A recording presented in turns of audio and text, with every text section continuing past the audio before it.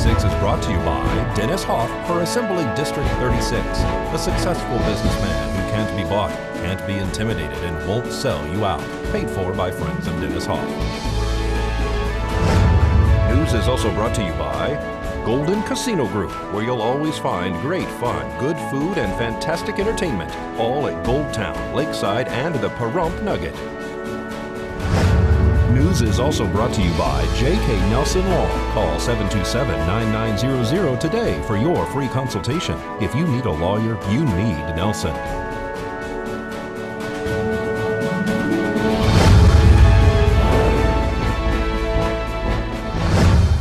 Tonight on News 46, a local man is arrested for burglary.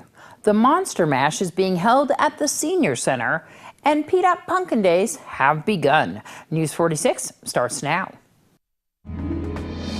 You're watching KPVM News 46 with Deanna O'Donnell.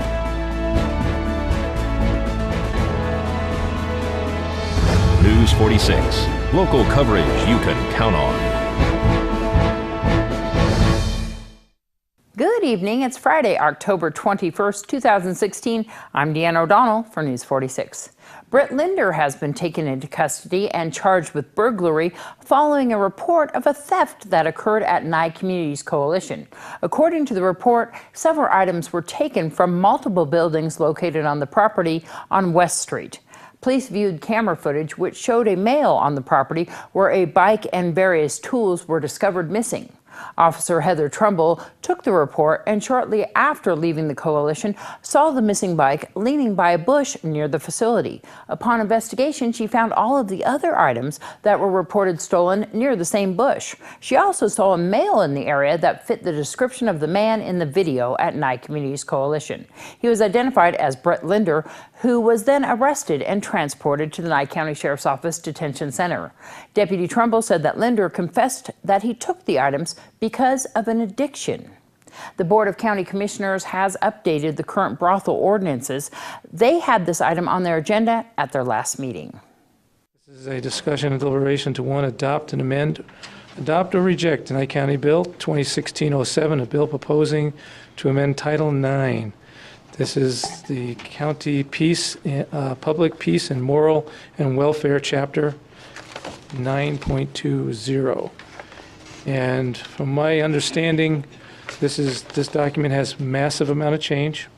Massive. And it's not clean in the background, in the backup. So I am going to ask the board to make a motion to continue. Mr. Chairman, I would happily make a motion to continue. I would also like to direct that we strike out blacklist from this.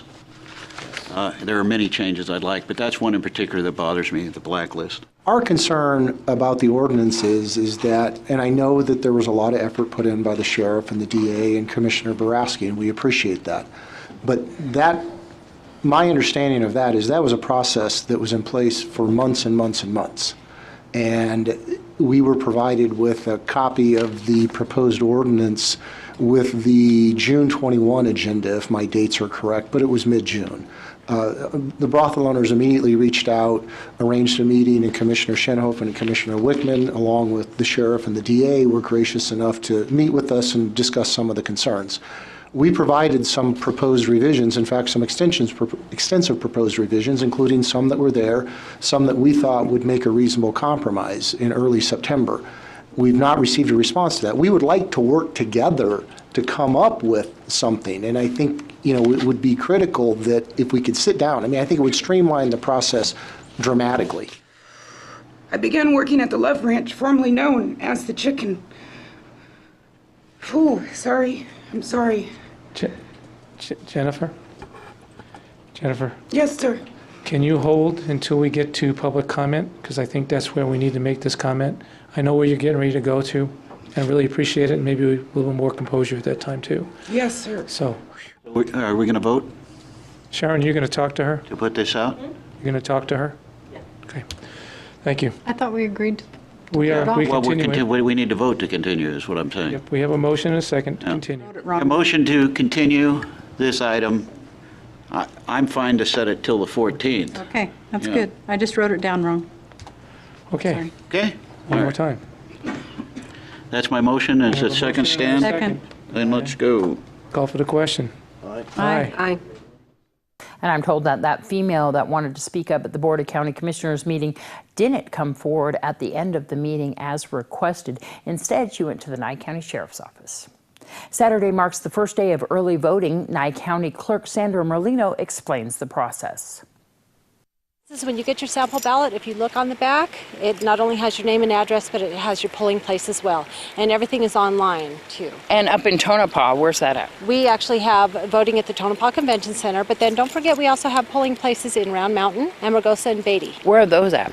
They're at their community centers in their local communities. We have early voting in Tonopah, which covers all the northern end of the county, and then we have early voting here in Pahrump at the courthouse. Both of them are at the courthouse in the clerk's office. What's the hours of early voting? In Tonopah, we're open from 8 to 6 during the week, but the weekends we're only open from 10 to 2 because we don't have a large turnout. In Pahrump, we're open from 10 to 6 during the week and on Saturdays. And we will also be open on the holiday, the Nevada Day holiday, so I encourage everybody to come out and vote that day. It'll make it worth our while for working that day. What's the hours for election day? Okay, it's always 7 to 7. Absentee ballots, do you need to have any reason why you're needing them? You know, I think back in the old days you'd have to have a reason, but really if you're just going to be absent or you have a disability, you don't want to come to the polls, if there's any reason you can vote absentee, you just have to prove that you're a registered voter, that you have either registered in person or shown ID before we issue an absentee ballot to you. And the deadline for that is the Tuesday prior to the election. But we encourage everybody, if you're going to vote absentee, get your request in now so we can get your ballot to you in time and you can get it back to us on time. The general election, it's open, right? As opposed to the primary, which means that you have to vote along party lines. That's correct. It's open. Anyone on the ballot that's within your district, you can vote for, no matter what your party is. How can we find out more about the measures and the candidates? Go on nyecounty.net, go to departments, clerk, elections. I have all of the statewide measures, the county measure on there, plus all the sample ballots right now. It'll list your precinct next to the sample ballot style. You can pull the link to any of those and get the information. We have a lengthy ballot because we have 4 statewide measures and a county question. When you go to vote electronically, you're going to print 2 pages. That's something I want to make the voters aware of. Where before you'd cast your ballot, it would do a print, and that was all there was to it. It's a 2-page print now. So just to warn the voters, when you get there, you touch the screen to print, you're going to have to press continue to have it print a second page. Over the next 2 weeks, residents can expect to see double the normal law enforcement presence in and around our area.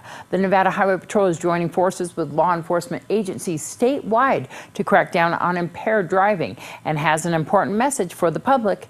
They say, if you'll be drinking, designate a sober driver. And if you drive impaired, you will be arrested. When we return, we'll have a word from PDOT Pumpkin Days.